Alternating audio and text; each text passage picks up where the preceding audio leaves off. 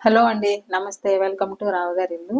ఈరోజు రొయ్యల ఇగురు ఎలా చేయాలో చూద్దామండి. ఈ కర్రీ అన్నం రోటీల్లోకి చాలా బాగుంటుంది. మరీ ముఖ్యంగా బ్రౌన్ రైస్లోకి ఇంకా రుచిగా ఉంటుంది.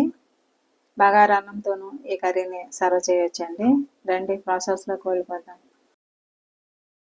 ఇవి కిలో రొయ్యలండి. రొయ్యలను శుభ్రం చేసుకొని వీటిలోని నల్లటి తీగలను తీసేయాలండి. అన్నింటినీ ఇలా శుభ్రం చేసుకున్నాక కాస్త ఉప్పు, పసుపు వేసి 2-3 సార్లు కడిగి పక్కన పెట్టేయాలి.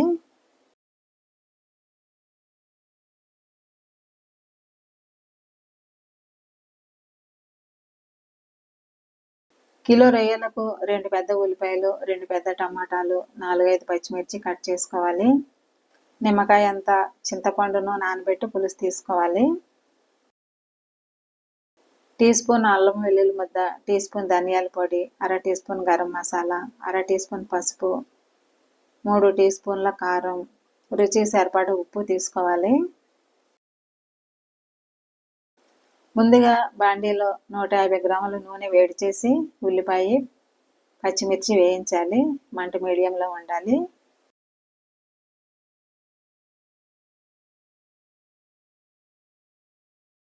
ఉల్లిపాయలు లైట్ బ్రౌన్ కలర్లోకి మారుతున్నప్పుడు అల్లం వెల్లుల్లి పేస్ట్ వేసి పచ్చివాసన పోయే వరకు ఫ్రై చేయాలి.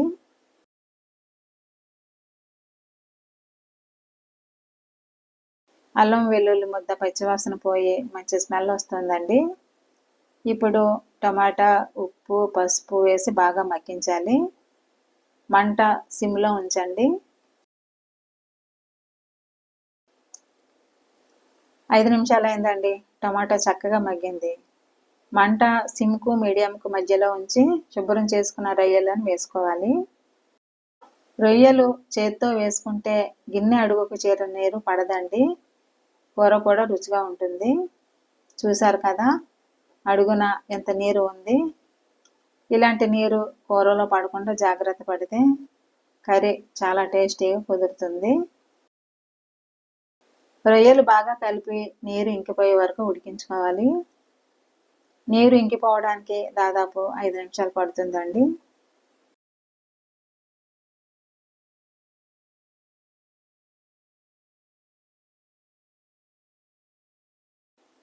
ఐదు నిమిషాలు అయిందండి. రొయ్యల్లోని నీరు ఇంకిపోయి నూనె పైకి వచ్చింది. ఇప్పుడు ధనియాల పొడి, గరం మసాలా, కారం వేసి బాగా కలపాలి. మసాలా పొడులు కలపగానే కూర వాసన గుమగుమలాడిపోతుందండి. మసాలాలు బాగా కలిసాక చింతపండు పులుసు కూడా కలపాలి. మూత పెట్టి మరో 5 నిమిషాలు సన్న మంట పైన ఉడికించుకోవాలి.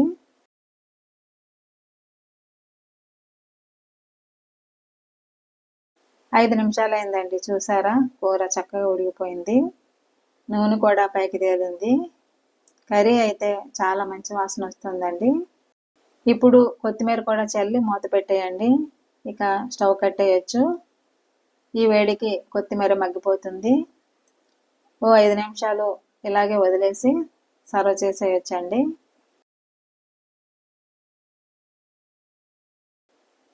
గుమగుమలాడుతూ నోరూరించే రొయ్యల ఇగురండి ఇది.